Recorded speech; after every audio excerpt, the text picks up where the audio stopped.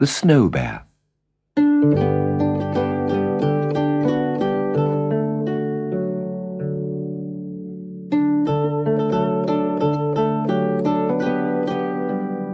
Hans and Trudy lived in a cottage at the foot of a very high mountain called the Snow Bear. It was called this because of a curiously shaped rock at the top. When covered with snow, it looked just like a huge white bear, sitting with its paws on its knees. Since they were very small, Hans and Trudy had often climbed the mountain with their mother and father. But when they were 7, they begged their parents to let them climb the mountain by themselves. At last, their father agreed. "You'll be safe enough if you keep to the path, but you must come straight down again as soon as you've reached the top. And remember, the sun sets early behind the mountains." So the very next day, the children set off up the steep track. They wore warm clothes and heavy climbing boots, and Hans carried a knapsack of food. But they had not gone far when Trudy began to lag behind. "You can't be tired yet," said Hans. "I'm not tired," said Trudy, "but something is pricking in my left boot." Trudy sat down on a stone, took off her boot, and felt inside. The tip of a big nail had worked its way through the sole. She tried to knock it down with a small stone, but it was too near the toe for Trudy to get at it properly. The two children were just wondering what to do next, when they heard a curious tapping noise. Tap, tap, tap. Then tap, tap, tap again. They looked at each other in surprise. Who could be tapping on a lonely mountainside? They began to explore in the bilberry bushes nearby, and presently they almost tripped over a strange little man. He was sitting cross-legged on a rock, beside a collection of tiny hammers, pincers, nails, and bits of leather. He was busy hammering at a bent nail, trying to straighten it. He was dressed in ragged, patched clothes, and looked rather disagreeable. The same idea crossed the children's minds. "Please, sir," said Trudy timidly, "could you knock down a sharp nail in my boot?" "I'm busy enough as it is," he said crossly. "But give me the boot." Trudy set it down on the rock beside him. He soon saw what was wrong, and with a pair of pincers he pulled out the troublesome nail. Then he took a nail with a head shaped like a clover leaf and hammered it in its place. "Thank you very much indeed," said Trudy, sitting down and putting on her boot. "It feels quite comfortable now." "So it ought," replied the little man with a scowl. "So it ought." "I'm sorry I've no money with me, or I would pay for the nail," said Trudy.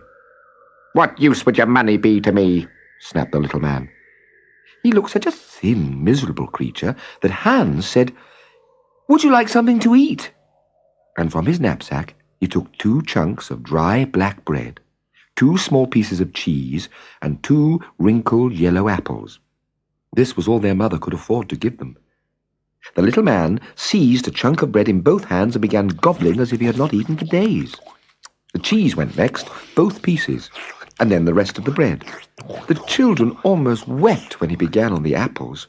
Skin, pips, core, everything disappeared. "A plain meal, but better than nothing," said the little man, shaking an apple pip out of his beard. "Now, leave me in peace to get on with my work." The children returned to the path. "What a greedy little man," said Hans. "I never thought he would eat all our dinner. I've heard Mother talk about the little men of the mountains, who occasionally appear to travellers, but she said they always brought good luck if you spoke to them politely." They went on for some time in silence.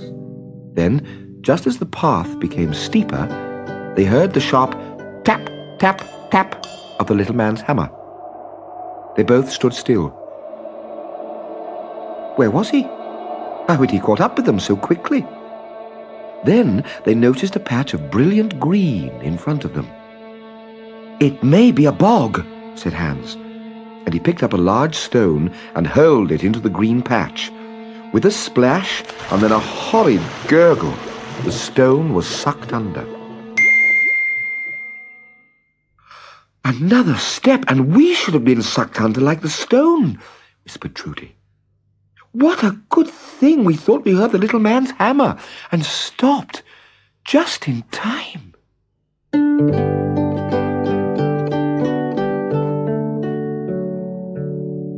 They went on more carefully, looking out for patches of bog. The wind blew colder and colder as they reached the last steep stretch before the summit. But they went on and were almost at the top when they heard the loud tap, tap, tap of the hammer. Hans stopped a moment. Then he noticed that the rock just above him had some loose soil at the base. He grasped it lightly, not putting his weight on it, but at once it rolled away. It crashed and thundered down the mountainside, loosening other rocks on its way. The noise echoed and echoed across the mountains.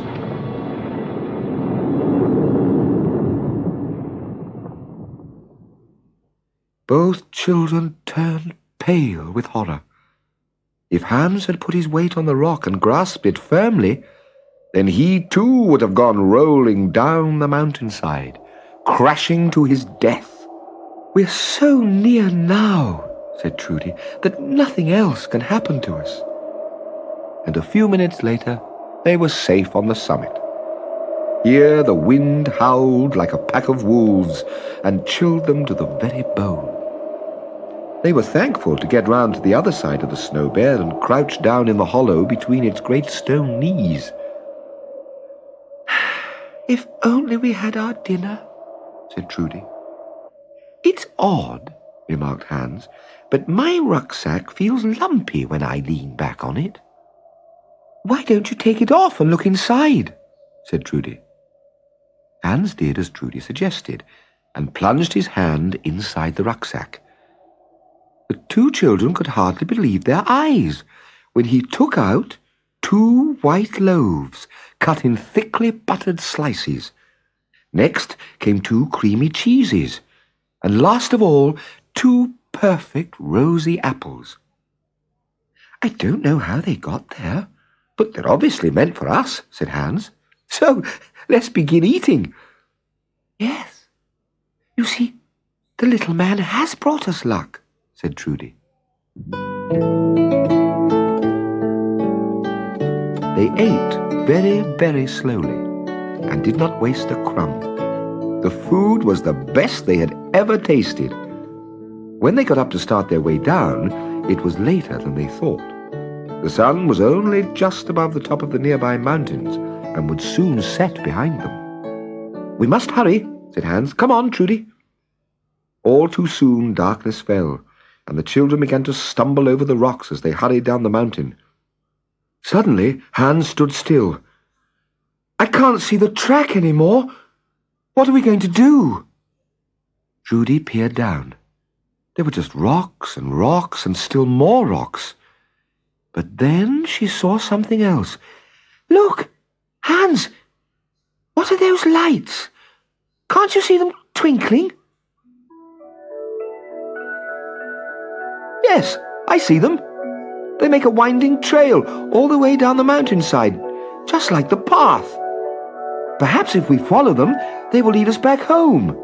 Come on." The tiny glowing lights were a good guide, and the children, no longer frightened, followed them easily. "I've been thinking," said Trudy. "The little lights shine every other step. It seems as though you or I must have made them on the way up. But how could we?" "The nail the little man put in your boot must be a magic nail," said Hans. "Wherever it touched the ground coming up, there is a light to guide us home." The children hurried on. When they passed the place where they had last seen the little man among the bilberries, the light stopped. But this did not matter, as they were nearly home, and the path was wide and clear. They ran down the last gentle slope, helter-skelter, to their cottage. "We're very late," panted Hans. "But I'm sure when Mother and Father hear our story, they'll understand and not be angry." Hans was right. And when their mother heard how miserable the little man had looked in his worn and ragged clothes, she made him a waterproof cape. The children left it at the very spot among the bilberry bushes where they had seen him. The next day, they visited the place again, and the little cape was gone. The mist was falling like fine rain, and the children were happy to think of the little mountain man keeping snug and dry in his little waterproof cape.